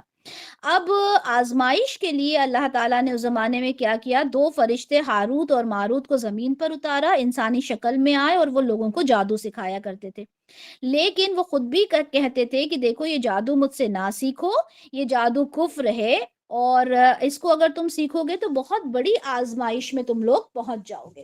اب انہوں نے تو حجت قائم کر دی ہے بتا کر کہ یہ جادو کفر ہے، لیکن لوگوں نے اس بات کو مانا ہی نہیں۔ اب دیکھیں اللہ تعالیٰ نے یہ فرشتوں کے تھرو یہ انسان کو بتا دیا کہ یہ جو جادو تم لوگ کرتے ہو یہ ایک بہت ہی غلط چیز ہے، اللہ کی طرف سے جو رسولوں کو جو معجزے دیے جاتے ہیں وہ ایک الگ چیز ہے، تم اس جادو میں جو مبتلا ہو یہ اپنے آپ میں ایک بہت ہی گناہ کا کام ہے، اس سے بچ جاؤ۔ لیکن وہ لوگ اس بات کو نہیں مانتے تھے، ہاروت اور ماروت کی بھی بات انہوں نے نہیں مانی۔ اچھا، جو گناہ اس وقت بہت زیادہ تھا وہ کیا ہوتا تھا کہ ایک آدمی دوسرے آدمی کی جو بیوی ہوتی تھی، وہ کہتا تھا کہ وہ اس سے اس کا دل الگ ہو جائے اور وہ میرے اوپر عاشق ہو جائے۔ یہ سب سے بڑا جادو تھا جو اس زمانے میں لوگ کروایا کرتے تھے۔ مطلب اخلاقی زوال کا یہ وہ انتہائی درجہ تھا جس میں لوگ مبتلا تھے۔ لیکن یہاں پہ یہ بھی بات سمجھ لیں کہ ایمان کا تقاضا یہ ہونا چاہیے کہ بندہ مومن کو یہ یقین ہو کہ اللہ کے اذن کے بغیر نہ کوئی چیز انسان کو فائدہ پہنچا سکتی ہے اور نہ ہی کوئی نقصان۔ تو یہ یہاں پر رکو نمبر 12 ہم نے دیکھا جو آیت نمبر 97 سے آیت نمبر 103 پر مشتمل تھا۔ ہم چلتے ہیں رکو نمبر 13 کی طرف۔ رکو نمبر 13 آیت نمبر 104 سے آیت نمبر 112 پر مشتمل ہے۔ یہاں پر سوال یہ ہوا کہ تورات کو منسوخ کیوں کر دیا، نئی شریعت کیوں آ گئی؟ ٹھیک ہے، یہ سوال کیا کرتے تھے بنی اسرائیل، جس کا جواب اس رکوع میں دیا گیا کہ اللہ نے تورات کو کیوں منسوخ کیا؟ کہ اللہ تعالیٰ بادشاہ ہے، اس کو اختیار ہے کہ جب چاہے اپنے فرامین کو بدل دے۔ ٹھیک ہے، بندوں کا وہ خیر خواہ ہے اللہ تعالیٰ، اور ان کی سہولیت کے حساب سے وہ تدریجاً احکامات جو ہے وہ نازل کرتا ہے۔ ایک حکم کو منسوخ کر دیا جاتا ہے، اس کے بعد دوسرا کوئی حکم ہے جو نازل کر دیا جاتا ہے۔ قرآن میں بھی ایسا ہوا ہے، کئی آیات ہیں جو آپ کو بتائی جائیں گی کہ یہ آیات منسوخ ہیں کیونکہ اللہ تعالیٰ نے اس کے بعد کوئی دوسرا حکم نازل کر دیا۔ یہاں پر ایک امپورٹنٹ چیز سمجھنے کی ہے، وہ یہ ہے کہ موسیٰ علیہ السلام، عیسیٰ علیہ السلام، نوح علیہ السلام، رسول اللہ صلی اللہ علیہ وسلم، سب کا جو دین تھا وہ ایک ہی تھا۔ جو فرق تھا وہ شریعت کا فرق تھا۔ تعلیمات میں کچھ تو حصے ایسے ہوتے ہیں جو ایٹرنل ہیں، یعنی شروع سے تھے اور ہمیشہ سے رہیں گے، لیکن کچھ احکام ایسے ہوتے ہیں جو زمانے کی مناسبت سے چینج کر دیے جاتے ہیں۔ جیسے ہی کوئی نیا رسول آتا ہے، زمانہ بدلتا ہے، لوگوں کی ضروریات بدلتی ہیں، تو اس کے اکارڈنگ وہ جو شریعت ہوتی ہے وہ اس میں کچھ چینجز ہو جاتے ہیں، لیکن ہاں اللہ کے حکم سے ہی ہوتے ہیں، رسول اپنی طرف سے نہیں کرتا۔ تو رسول اللہ صلی اللہ علیہ وسلم نے بھی جب شریعت کو چینج کیا تو ان لوگوں کا سوال یہ تھا کہ آپ نے اگر آپ کہتے ہو کہ ایک ہی دین ہے موسیٰ علیہ السلام کا، وہی اللہ کو آپ بھی مانتے ہو ہم بھی مانتے، تو آپ نے اس شریعت کو چینج کیوں کر دیا؟ ٹھیک ہے، تو اور کیا چیزیں یہاں پر بتائی گئیں اس رکوع میں؟ ایک تو یہ بہت امپورٹنٹ بات تھی کہ انہوں نے یہ سوال کیا کہ اس شریعت کو آپ نے کیوں چینج کیا اگر آپ یہ مانتے ہو کہ یہ موسیٰ علیہ السلام کی شریعت ہے۔ اس کے بعد یہاں پر جو اور چیزیں بیان کی گئیں اس رکوع میں، وہ کیا دیکھتے ہیں؟ جہاں پہ یہ رکوع شروع ہوا ہے، سب سے پہلے تو یہاں پر وہی والی بات یہاں پر بھی آپ دیکھیں گے کہ جو ان کا ایک طرز عمل تھا یہودیوں کا، کہ وہ زبان کو ٹویسٹ کر کے بات کو چینج کر دیا کرتے تھے۔ یہاں پر اہل ایمان سے اللہ تعالیٰ فرماتے ہیں کہ تم رائنا مت کہو بلکہ انظرنا کہو۔ ہوتا کیا تھا کہ جو یہودی تھے اور منافقین نے بھی ان کی باتوں کو سن لیا تھا، سمجھ لیا تھا، سیکھ لیا تھا، بلکہ وہ کرتے کیا تھے کہ اپنی زبان کو ٹویسٹ کرتے تھے اور رائنا کے بدلے رائنا کہا کرتے تھے۔ اب رائنا کا مطلب کیا ہوتا ہے؟ رائنا کا مطلب ہوتا ہے ذرا ہماری رعایت کیجئے، دوبارہ بات کو سنا دیجئے، دوبارہ بات کو سمجھا دیجئے، ہم نے سنا نہیں۔ لیکن اب یہ منافقین کیا کرتے تھے؟ راعینا کہا کرتے تھے، جس کا مطلب ہوتا تھا ہمارے چرواہے، معاذ اللہ۔ ٹھیک ہے، اور دل میں خوش ہوتے تھے کہ ہم رسول اللہ کو معاذ اللہ چرواہا بلا رہے ہیں۔ تو یہاں پر اللہ تعالیٰ اہل ایمان سے کیا کہہ رہے ہیں کہ جب بھی تم محفل میں جاؤ تو رائنا مت کہو، کہو ہی مت رائنا، بلکہ کہو انظرنا، یعنی اے نبی ہماری طرف تھوڑی توجہ فرما لیں، ہمیں تھوڑی مہلت دے دیں تاکہ ہم بات کو سن لیں۔ اس کے بعد اس رکوع میں جو چیز فرمائی گئی وہ یہ ہے کہ اللہ تعالیٰ فرماتے ہیں کہ دیکھیں ابھی مدنی دور کا آغاز ہوا ہے، ابھی کشمکش کا مرحلہ جو ہے وہ بہت سخت ہے، اور ابھی آپ نے جو کفار مکہ ہے اس کی طرف اپنی توجہ دینی ہے۔ یہ یہودی، یہ منافق جو ہیں، ان کو تو چھوڑے رکھیں، ابھی ان سے عفو اور درگزر کا معاملہ کریں۔ ایک وقت آئے گا جب آپ یہ کفار مکہ سے آپ فتح حاصل کریں گے اور آپ عروج پر پہنچیں گے، اور اس وقت آپ پھر دیکھیے گا کہ ان کے ساتھ کیا کرنا ہے۔ ابھی ان کو مطلب ان کی طرف آپ ابھی نہ سوچیں۔ اچھا، جب یہ نئی امت مسلمہ تشکیل پا رہی تھی تو یہودی اور نصرانی کہنے کو تو وہ ایک دوسرے کے دشمن تھے، لیکن رسول اللہ صلی اللہ علیہ وسلم کے خلاف دونوں ایک ساتھ آ گئے تھے، دونوں دوست بن گئے تھے۔ انہوں نے مل کر یہ کہنا شروع کر دیا کہ جنت میں کوئی بھی داخل نہیں ہو سکتا سوائے یہودی اور نصرانی، یعنی ہم ہی ہیں جنت میں جانے والے۔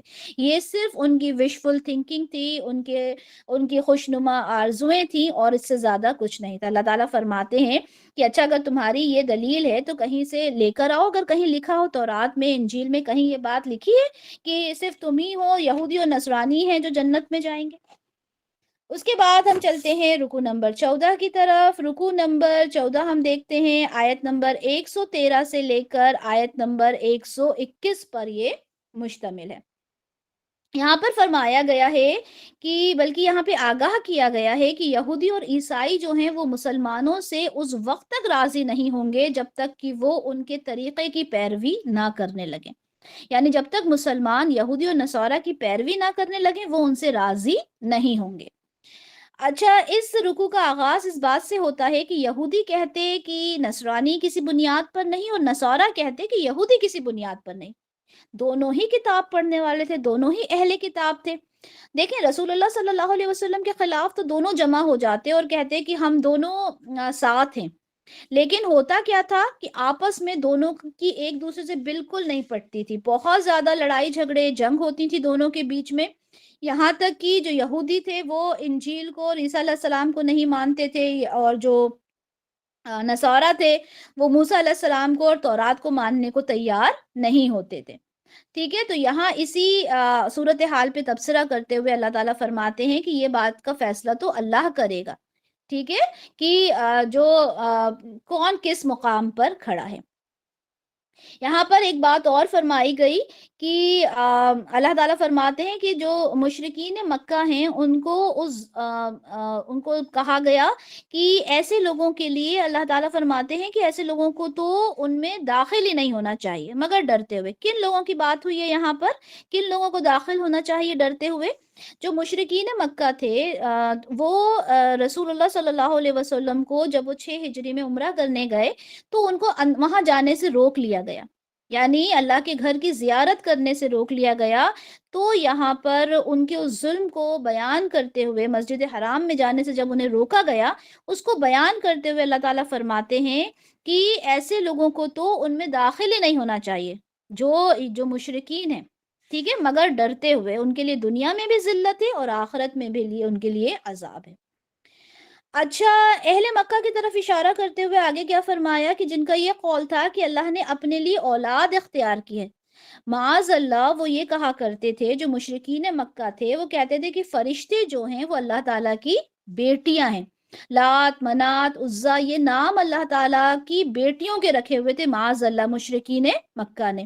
وہ کہتے تھے فرشتے جو ہیں وہ مؤنث ہوتے ہیں کیونکہ وہ اللہ کے بڑے لاڈلے ہیں، اس لیے وہ مؤنث ہیں اور اللہ کی بیٹیاں ہیں، اور ان کے وسیلے کے تھرو وہ اللہ تعالیٰ سے دعائیں کیا کرتے تھے۔ اچھا دیکھیں، نصارہ جو کرسچنز ہوتے ہیں وہ عیسیٰ علیہ السلام کو اللہ کا بیٹا معاذ اللہ مانتے ہیں۔ یہودیوں کا بھی ایک ایسا گروہ تھا جو عزیر علیہ السلام کو اللہ کا بیٹا مانتا تھا۔ یہاں پر اللہ تعالیٰ فرماتے ہیں اللہ ان ساری باتوں سے پاک ہے، اللہ تعالیٰ کے کوئی اولاد نہیں ہے۔ مشرکین مکہ رسول اللہ صلی اللہ علیہ وسلم سے اس بات کا مطالبہ کیا کرتے تھے کہ ہمیں کوئی معجزہ دکھائیں، جیسے عیسیٰ علیہ السلام کو معجزہ ہے، موسیٰ علیہ السلام کے پاس معجزہ تھا، تو آپ بھی تو ہمیں کوئی معجزہ دکھائیں، پھر ہم آپ کو مانیں گے کہ آپ اللہ کے رسول ہیں۔ ٹھیک ہے، تو اللہ تعالیٰ نے کسی بھی طرح کے معجزے کو دکھانے سے یہاں پر منع کیا تھا کہ قرآن ہی سب سے بڑا معجزہ ہے جو رسول اللہ کو دیا گیا تھا۔ اچھا، اللہ تعالیٰ پھر آگے یہ بھی فرماتے ہیں اس رکوع میں رسول اللہ سے کہ آپ دیکھیں بالکل بھی ہلکان نہ ہو، آپ یہ نہ سوچیں کہ میری اتنی دعوت دینے کے بعد لوگ جہنم میں کیسے چلے گئے۔ اللہ تعالیٰ کہتے ہیں کہ آپ سے بالکل یہ نہیں پوچھا جائے گا کہ یہ لوگ کیسے جہنم میں چلے گئے، کیا آپ نے دعوت کا کام پراپر نہیں کیا تھا؟ نہیں، بلکہ آپ نے اپنا کام کرتے جانا ہے۔ جہنم میں جانا، جنت میں جانا، یہ انسان خود اس کا فیصلہ ہوتا ہے، وہ خود اختیار کرتا ہے اپنے عمل سے۔ ٹھیک ہے، تو یہاں پر اللہ تعالیٰ نے فرما دیا کہ آپ بالکل بھی پریشان نہ ہوں۔ پھر وہی بات جو میں نے کہا تھا کہ اس رکوع کا جو موضوع ہے وہ یہ ہے کہ یہودی اور نصارہ کبھی بھی وہ اس بات کے لیے راضی نہیں ہوں گے کہ جب تک راضی نہیں ہوں گے جب تک کہ ان کے مذہب کا جو رسول اللہ صلی اللہ علیہ وسلم ہے ان کے تابع نہ بن جائیں۔ اچھا، لیکن یہاں پہ اللہ تعالیٰ یہ بھی فرماتے ہیں کہ اگر آپ ان کے تمام مطالبات مان بھی جائیں گے تب بھی یہ ایمان نہیں لائیں گے، تو اللہ تعالیٰ فرماتے ہیں آپ اپنا کام کرتے جائیں، ان کو ان کا کام کرنے دیں، ٹھیک ہے؟ کیونکہ آپ ان کے مطالبے پورے کرنے کے لیے نہیں آئے، ان کو راضی کرنے کے لیے نہیں آئے ہیں، بلکہ آپ تو حق کی شہادت اور ان کے برے کاموں کے انجام سے ڈرانے آئے ہیں۔ تو یہاں پہ اللہ تعالیٰ نے رسول اللہ صلی اللہ علیہ وسلم کو ان باتوں سے سمجھایا بھی کہ آپ بالکل پریشان نہ ہو۔ رکو نمبر 15 کی طرف چلتے ہیں۔ رکو نمبر 15 آیت نمبر 122 سے آیت نمبر 129 پر مشتمل ہے۔ اچھا، میں نے آپ سے کہا تھا کہ رکو نمبر 14 پر ہمارا جو ہم بنی اسرائیل کا تذکرہ پڑھ رہے ہیں وہ یہاں پر ہمارا اینڈ ہوتا ہے، لیکن جو ہمارا رکو نمبر 15 ہے وہاں پر 2 آیات آئی ہیں جہاں پر بنی اسرائیل کا تذکرہ ہے، اور اس کے بعد یہ چیپٹر کلوز ہو کے پھر ہم چلیں گے ابراہیم علیہ السلام کی طرف۔ اور یہ جو آیات یہاں پہ جہاں پہ بنی اسرائیل کی بات کو ختم کیا گیا، سیم وہی آیات ہیں جو ہم نے 6 رکوع میں پڑھی تھی۔ یہاں پہ بھی وہی کہا گیا کہ اے بنی اسرائیل، یاد کرو میری اس نعمت کو جس سے میں نے تمہیں نوازا تھا، ٹھیک ہے؟ تو انہی چیزوں کے ساتھ یہاں پر جو بنی اسرائیل کا تذکرہ ہے وہ ختم ہوتا ہے۔ یہاں پر اب ہم دیکھتے ہیں کہ ابراہیم علیہ السلام کے بارے میں بات آ رہی ہے کہ ابراہیم علیہ السلام کو اس کے رب نے چند باتوں سے آزما لیا تھا، اور جب ان سب کو پورا کر دیا تھا تو کیا ہو گیا تھا؟ اللہ تعالیٰ نے کہا کہ میں تمہیں سارے تمام لوگوں کا پیشوا یعنی امام بناؤں گا۔ اب یہاں پر دیکھیں کہ حضرت ابراہیم علیہ السلام کو اللہ تعالیٰ نے آزمایا، ٹھیک ہے؟ اور ان کو آزمایا، ان کی اولاد کے تھرو آزمایا، کس طرح سے انہیں ذبح کرنے کے لیے کہہ دیا گیا تھا، لیکن وہ اپنی ہر آزمائش میں پوری طرح سے فٹ بیٹھے تھے، ٹھیک ہے؟ کبھی انہوں نے یہ نہیں کہا کہ میں اس کام کو نہیں کر سکتا، بلکہ ہر کام کو اللہ کی مرضی سمجھ کے، اللہ کا حکم سمجھ کے انہوں نے کیا، اور اسی کے بدلے اللہ تعالیٰ نے ان کو نعمتوں سے نوازا تھا، ٹھیک ہے؟ کیا نعمتوں سے نوازا تھا؟ کہ انہیں اللہ تعالیٰ نے تمام انسان کا امام بنایا تھا۔ اب یہاں پر دیکھیں کہ اگر ابراہیم علیہ السلام کو ہم دیکھیں تو وہ جد امجد ہیں، سب جد الانبیاء ہیں، ٹھیک ہے؟ وہ انہی سے تو اسماعیل علیہ السلام بھی ہیں، انہی سے اسحاق علیہ السلام ہیں، یعنی بنی اسماعیل اور بنی اسرائیل دونوں جو شاخیں ہیں وہ ہیں تو ابراہیم علیہ السلام سے۔ اسی لیے بنی اسرائیل کا تذکرہ کرنے کے فوراً بعد ابراہیم علیہ السلام کے بارے میں بات ہو گئی۔ اب یہاں پر اللہ تعالیٰ سمجھا رہے ہیں کہ دیکھو یہ جو دوسری نسل ہے بنی اسرائیل، جو بنی اسماعیل ہے، وہ بھی تو ابراہیم علیہ السلام کی ہی نسل ہے، اور انہیں یہ سمجھایا جا رہا ہے کہ دیکھیں حضرت ابراہیم علیہ السلام نے ہی تو خانہ کعبہ کی تعمیر کی تھی، ٹھیک ہے؟ اور اب اسے اہل توحید کا مرکز بنایا جا رہا ہے، تو یہ سب ابراہیم علیہ السلام نے ہی تو اس کی جو فاؤنڈیشن ہے وہ رکھی تھی۔ تو یہاں پر اگر ہم دیکھیں تو 15ویں رکوع سے 18ویں رکوع تک یہ ساری جو گفتگو ہوگی اس کا اصل مضمون جو ہے وہ تحویل قبلہ ہے، ٹھیک ہے؟ یہاں پر اس کی فاؤنڈیشن جو ہے، جو بیس ہے وہ بنایا جا رہا ہے ان 2 رکوع میں۔ اور اللہ تعالیٰ نے ان کو، ابراہیم علیہ السلام کو حکم دیا تھا، ٹھیک ہے، کہ وہ بیت اللہ کو اس کی تعمیر کریں۔ آیت نمبر 125 میں پوری ڈیٹیل ہے، اور اللہ تعالیٰ نے ابراہیم علیہ السلام، اسماعیل علیہ السلام سے کہا تھا کہ اس جگہ کو طواف کرنے کے لیے آپ نے پاک کرنا ہے اور اس کو نماز کی جگہ بنا دینا ہے۔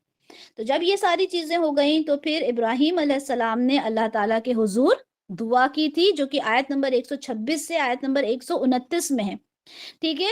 پوری اللہ تعالیٰ سے ایک مطلب 3-4 آیات میں اللہ تعالیٰ سے جو انہوں نے دعا کی وہ یہاں پر ہے، اور اسی دعا کا نتیجہ تھا جو بنی اسماعیل میں سے آخری نبی نبی کریم صلی اللہ علیہ وسلم کی بعثت ہوئی، اور یہاں پر انہوں نے رزق مانگا، ٹھیک ہے؟ یہاں پر یعنی جو بالکل وہ جگہ تو اگر دیکھا جائے مکہ پوری جگہ ایسی ہے کہ وہاں پر کوئی نہ رزق ہوتا تھا نہ وہاں پہ پانی ہوتا تھا، لیکن ہم نے دیکھا کیسے وہاں پہ آب زمزم، انشاءاللہ ساری ڈیٹیل ہم پڑھیں گے۔ تو اللہ تعالیٰ سے بہت ساری وہاں پر انہوں نے دعائیں کی، اور انہی دعاؤں کا نتیجہ تھا کہ رسول اللہ صلی اللہ علیہ وسلم کی بعثت ہوئی۔ نبی کریم صلی اللہ علیہ وسلم نے لوگوں کو آیات قرآنی سکھائیں، اور جب لوگ اس آیات کو سنتے تو آپ صلی اللہ علیہ وسلم کے وہ قریب آتے، ٹھیک ہے، اور آپ انہیں قرآن کے ذریعے سے ان کی نفس کا تزکیہ کرتے، ان کے دلوں میں اللہ کی محبت، آخرت کی فکر اور شہادت کی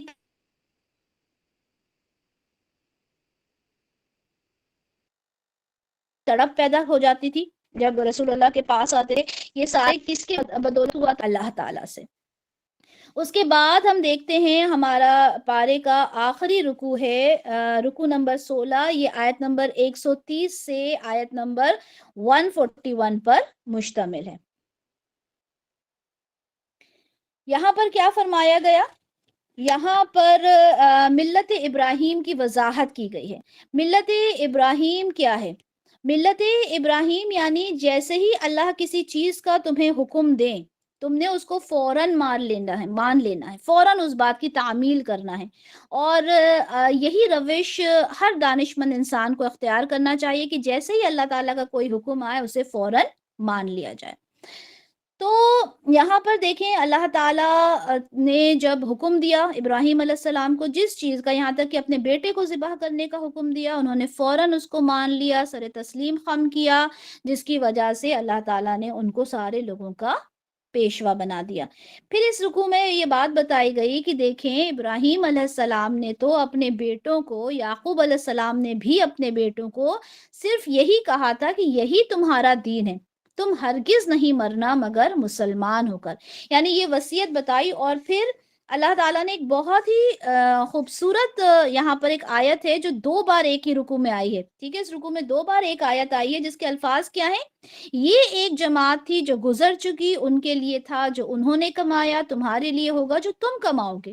تم سے یہ نہیں پوچھا جائے گا کہ وہ کیا کیا کرتے تھے۔ ہر انسان اپنے اعمال کا وزن خود اٹھائے گا، ٹھیک ہے۔ 2 بار یہ آیت ہے جو بیان کی گئی ہے۔ اب دیکھیں یہاں پر اس کے پس منظر میں یہود کی اس خباثت کو نمایاں کیا جا رہا ہے کہ ابراہیم علیہ السلام، یعقوب علیہ السلام یہ تو وصیت کر کے گئے تھے کہ مسلمان ہونا ہے تمہیں، مسلمان ہو کے ہی مرنا ہے، مسلمان ہی رہنا ہے، اسی دین پر چلنا ہے، ٹھیک ہے۔ تو تم نے یہ کہاں سے نئی چیزیں ایجاد کر لی؟ ابراہیم علیہ السلام، یعقوب علیہ السلام کیا یہ یہودی تھے؟ کیا یہ نصارہ تھے؟ یہ تو مسلمان تھے نا۔ اور یہاں پر فرمایا گیا کہ دیکھو ایک بہت خوبصورت الفاظ یہاں پر اللہ تعالیٰ کے، کہ اگر تم سے مسلمانوں سے کہا گیا کہ اگر تم سے یہود یا نصارہ کچھ کہیں تو اس کا جواب کیا دینا ہے؟ اس کا جواب دینا ہے کہ کہو کہ ہم تو ایمان رکھتے ہیں اللہ پر، اور جو کچھ نازل کیا گیا ہماری جانب، اور جو کچھ نازل کیا گیا ابراہیم، اسماعیل، اسحاق، یعقوب، اولاد یعقوب کی طرف، اور جو کچھ دیا گیا موسیٰ اور عیسیٰ کو، اور جو کچھ دیا گیا تمام نبیوں کو ان کے رب کی طرف سے، ان میں سے ہم کسی کے درمیان تفریق نہیں کرتے اور ہم اسی کے مطیع فرمان ہیں۔ کتنے خوبصورت الفاظ یہاں پر بتا دیے گئے کہ ہم سارے نبیوں کو، سارے رسولوں کو ہم مانتے ہیں، جو کتابیں، آسمانی کتابیں ان پر نازل کی گئی ہم اس پر بھی ایمان رکھتے ہیں، اور ہم کسی میں تفریق نہیں کرتے۔ لیکن وہی بات کہ زدم زدہ کے چلتے انہوں نے اس بات کو ماننے سے انکار کر دیا۔ اللہ تعالیٰ کہتے ہیں اس کے باوجود بھی اگر کوئی اگر کوئی آپ کی بات کو مانے گا، ٹھیک ہے، آپ جو شریعت لے کر آئے ہو اس پہ عمل کرے گا، ان احکام کو مانے گا، تو وہ ہدایت پر ہوگا۔ اور جب یہودی کیا کہا کرتے تھے کہ یہودی یہ کہا کرتے تھے کہ یہودی اور نصرانی ہی ہدایت پر ہیں، تو اللہ تعالیٰ فرماتے ہیں کہ یہ تو بتاؤ کہ جو موسیٰ علیہ السلام ہے، یوسف علیہ السلام ہے، ابراہیم علیہ السلام ہے، یہ سب کون تھے؟ کیا یہ نصرانی تھے؟ کیا یہ یہودی تھے؟ ٹھیک ہے۔ اور اس رکوع کا جو اختتام ہے وہ بھی اسی بات پر ہو رہا ہے جو آیت میں نے آپ کو پہلے پڑھ کر سنائی تھی، کہ وہ ایک جماعت تھی جو گزر چکی، ان کے لیے ہے جو کمائی انہوں نے کی، تمہارے لیے ہے وہ کمائی جو تم نے کی، اور تم سے ان کے اعمال کے بارے میں کوئی سوال نہیں ہوگا۔ پھر وہی بات کہ ہر انسان کو اپنے اعمال کا وزن خود اٹھانا ہے، کس نے کیا کیا، دوسرے نے کیا کیا، وہ ساری چیزیں آپ سے نہیں پوچھی جائیں گی۔ الحمدللہ یہاں ہمارا جو پہلا پارہ ہے وہ کمپلیٹ ہوا، اور ہم نے سارے جو رکوع تھے ان کو ایک سمرائزڈ وے میں ہم نے دیکھا کہ اللہ تعالیٰ ایگزیکٹلی ہم سے کیا کہنے کی کوشش کر رہے ہیں۔ اب ہمارا کام کیا ہے؟ ہمارا کام یہ ہے کہ ہم نے اس لیکچر کو سننے کے بعد اس پر عمل کرنے کی پوری ہم نے کوشش کرنا ہے۔ اللہ تعالی ہم سب کو عمل کی توفیق عطا فرمائے۔ بارک اللہ لی ولکم فی القرآن الکریم ونفعنی وإیاکم بما فیہ من الآیات والذکر الحکیم۔ سبحانک اللہم وبحمدک اشہد ان لا الہ الا انت استغفرک واتوب الیک۔ جزاک اللہ خیرا کثیرا و احسن الدنیا والآخرہ۔ السلام علیکم ورحمۃ اللہ وبرکاتہ۔